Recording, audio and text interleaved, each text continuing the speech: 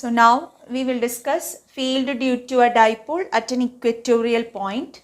So as I mentioned earlier, equatorial point means or equatorial plane means a plane which is passing through the center of the dipole perpendicular to the axis. That plane is called as equatorial plane, and any point lying in the equatorial plane is called as an equatorial point. So we consider such a point P in the here.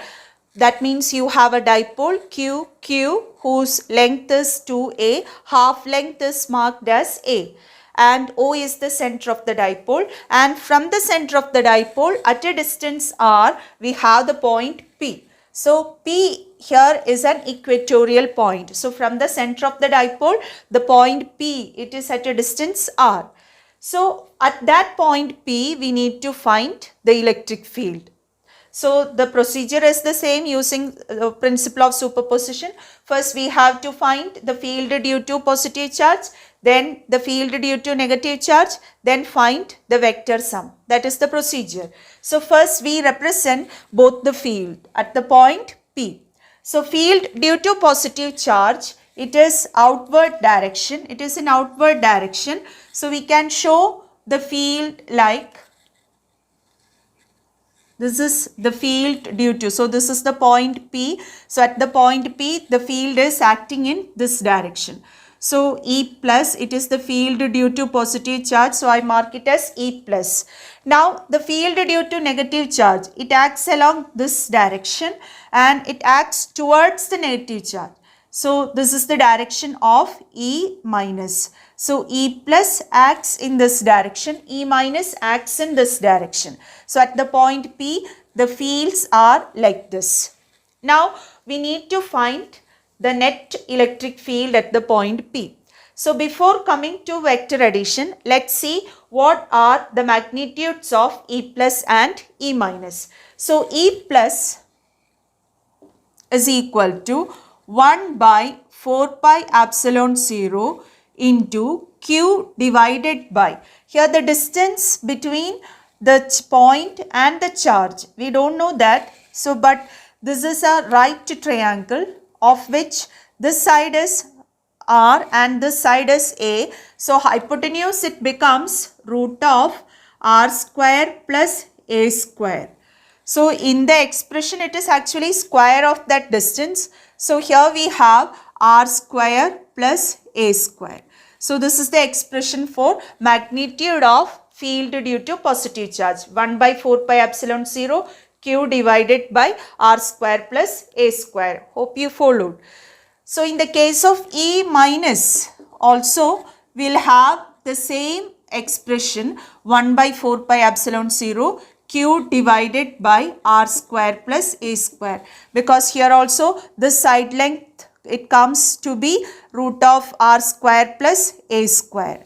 So both the distances are same, both the charges are same. So E plus and E minus, they have the same magnitude. So E plus and E minus, they are of same magnitude. So I am writing it here itself. E plus is equal to E minus. Their magnitudes are same, but they are not in same direction or in opposite direction. So here we need to do vector addition. So how will we do vector addition here?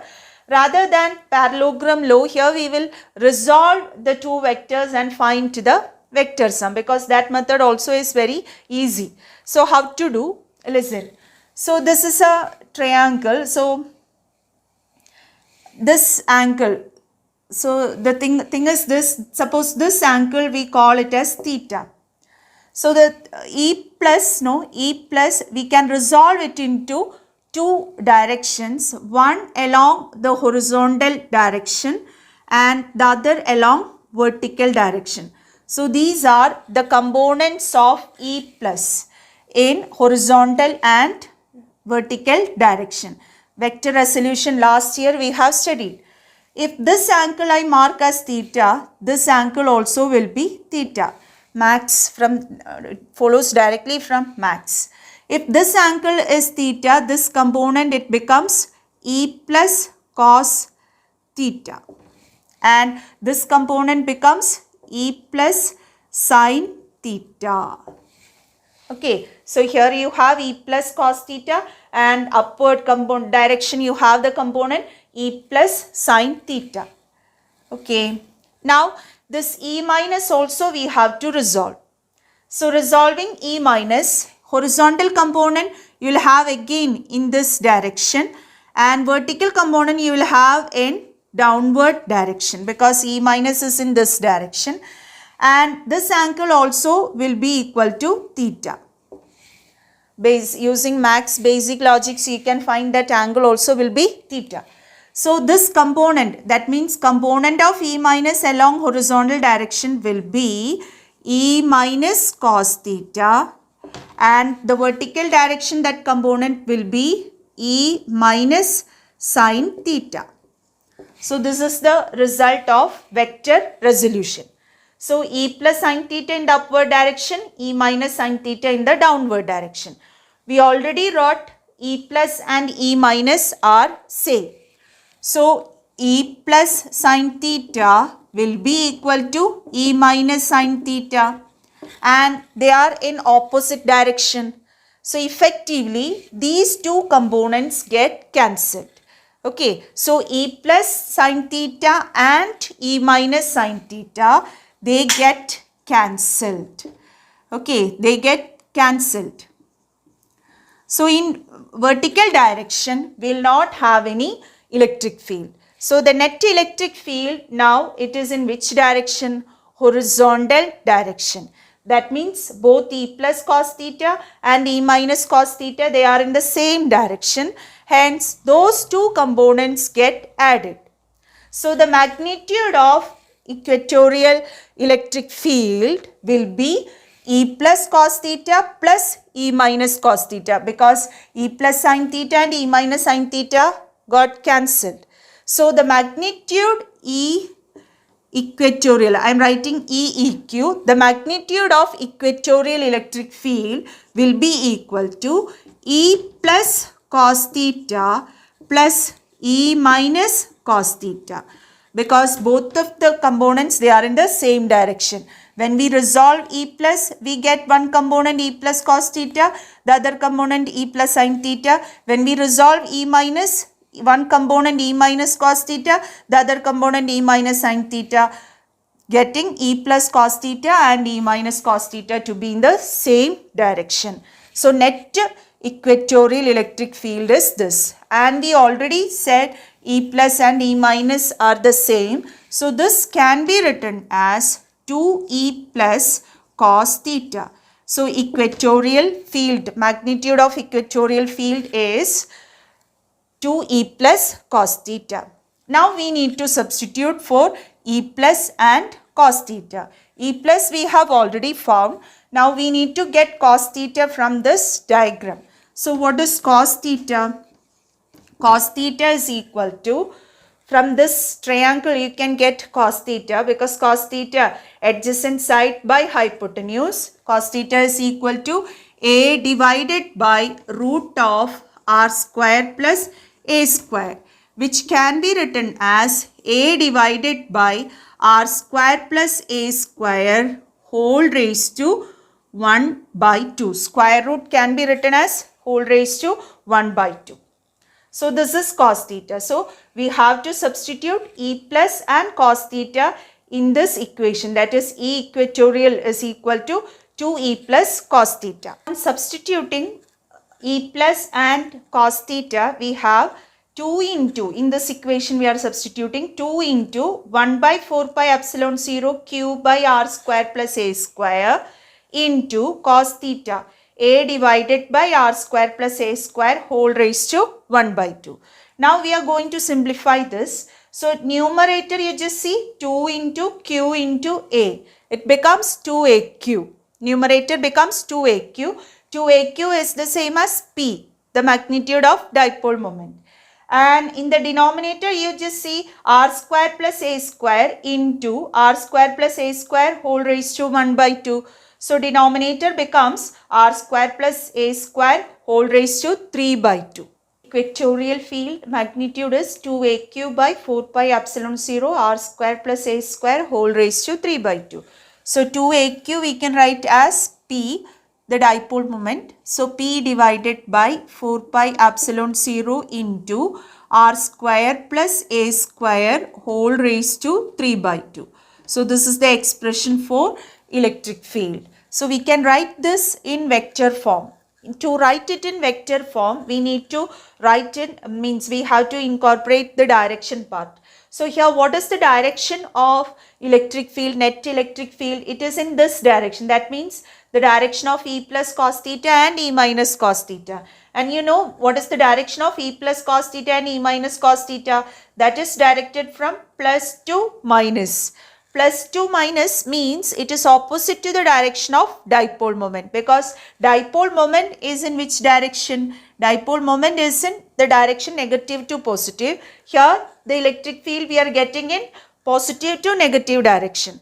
So actually equatorial electric field. So when we write the vector expression, we have to represent that negative direction by putting a negative sign, because electric field is in a direction opposite to the direction of dipole moment. So we have E equatorial, vector E equatorial is equal to minus vector P divided by 4 pi epsilon 0 r square plus a square whole raised to 3 by 2. So this is the expression, vector expression for electric field due to a dipole at an equatorial point. Now here we can find or apply the condition for short dipole also. For a short dipole, we know what is the condition, that is R should be very much greater than A. In that condition, when R is very much greater than A, this A in the denominator can be neglected. So here when we neglect A, R square raised to 3 by 2. R square raised to 3 by 2, it becomes R cube. So our expression, it becomes E equatorial is equal to minus vector P divided by 4 pi epsilon 0 R cube. So this is the expression for equatorial field due to a short dipole, and the field is opposite to the direction of dipole moment. So axial field is in the direction of dipole moment and equatorial field is in a direction opposite to the direction of dipole moment. Thus, we have discussed the field due to an electric dipole at an axial point and at an equatorial point. So, this is the diagram showing the equatorial point in the textbook. You might have seen one plane which is shown perpendicular to the axis. So, that plane I haven't drawn in our discussion. That was to avoid that confusion. If I draw many lines, it will be confusing. So I have omitted. So if you draw this plane, that will be more better. If you can incorporate this plane in your diagram, it will be good. So that shows an equatorial plane, which is the plane passing through the center of the dipole perpendicular to the axis.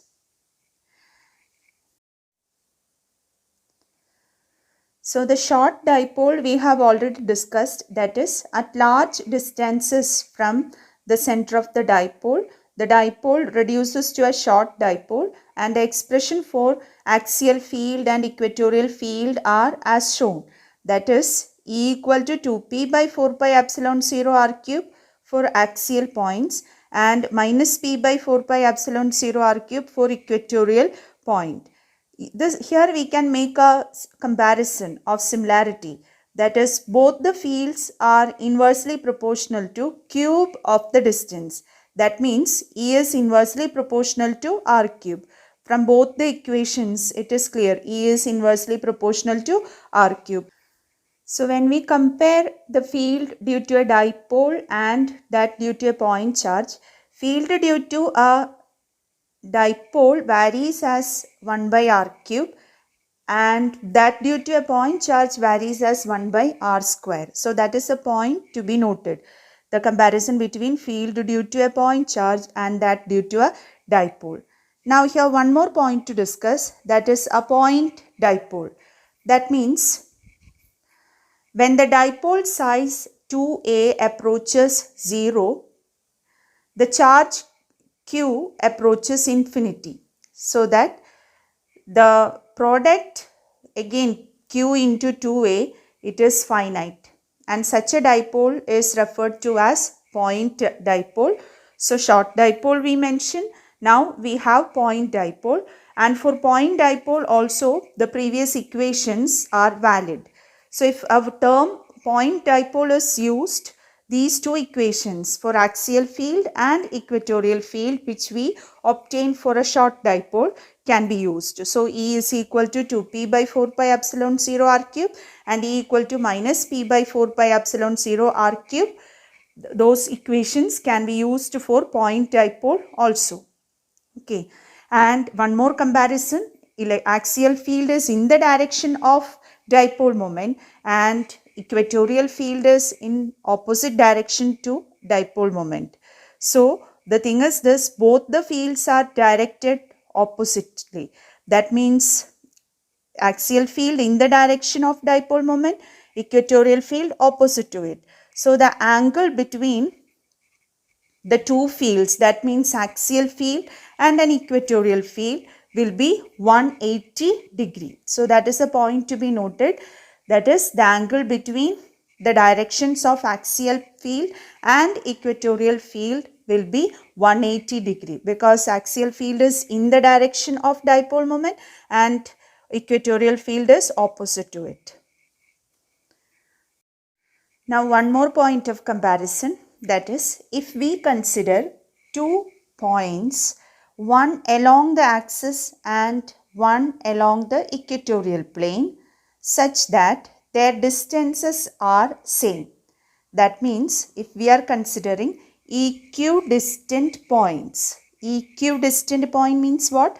From the center of the dipole, they are at equal distance, but one point is along the axis and the other point is along the equatorial line or plane. That is the case. So for such 2 points, when we compare the electric field, see, the field at the axis, that means along the axis, will be having twice the magnitude as that along the equatorial plane, or axial field is twice the equatorial field. I am mentioning about the magnitude, not the direction. Direction part we already mentioned, that is, they are opposite in direction. Now what about their magnitude? So in the case of an electric dipole, for equidistant points, E axial will be twice the equatorial field. Okay, so E axial equal to 2 into E equatorial, and the angle between axial field and equatorial field is 180 degree. Now coming to the physical significance of dipoles. So non-polar molecules and polar molecules. Non-polar molecules means in a molecule, if the center of mass of positive charge and negative charge, if they coincide, that means there is no separation between the positive charge and negative charge in a molecule. Such molecules are called non-polar molecules. The examples of non-polar molecules are carbon dioxide, methane, etc. But there are some molecules in which there will be slight separation between the centers of positive charge and negative charge. Such molecules are called polar molecules. The example for polar molecule is water. So the thing is this, for polar molecules, each individual molecule will behave as a dipole and it will have an intrinsic dipole moment also.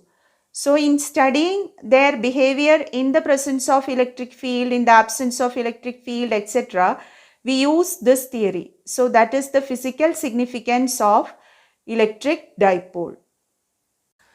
Only this much for today. With this we conclude. Thank you.